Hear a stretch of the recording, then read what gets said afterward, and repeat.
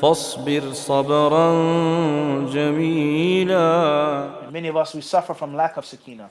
That's why we may listen to this, or watch that, or smoke this, or drink this, or inject that, or do this sexual act, and play this sport, and wear this, and buy this, and drive this, because we lack sakina.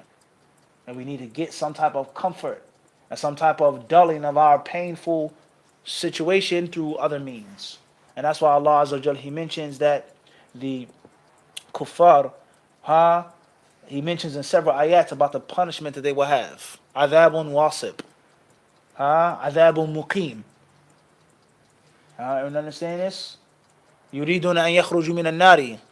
They want to leave the fire, and they will never leave the fire. Walahum adhabun muqim. Allah mentions Surah Al-Ma'idah. Shaykh Hassan Taymi rahimahullah, he mentioned that this ayah doesn't just pertain to physical punishment, but also pertains to the constant punishment that non-Muslims will have in this dunya.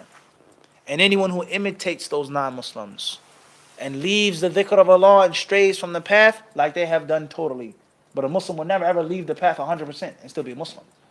If you leave the path 100%, you're not a Muslim. But he may stray the path according to how much he has what? Strayed from the path. And if you stray from the path 20%, 30%, 40%, 50%, 60%, one or the other, but last 70%, you'll receive the punishment and the torture that the kuffar get accordingly. You understand this?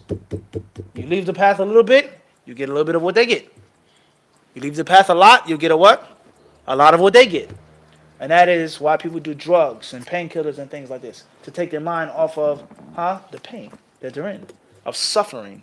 Suffering spiritually and physically. Everyone understand this or not?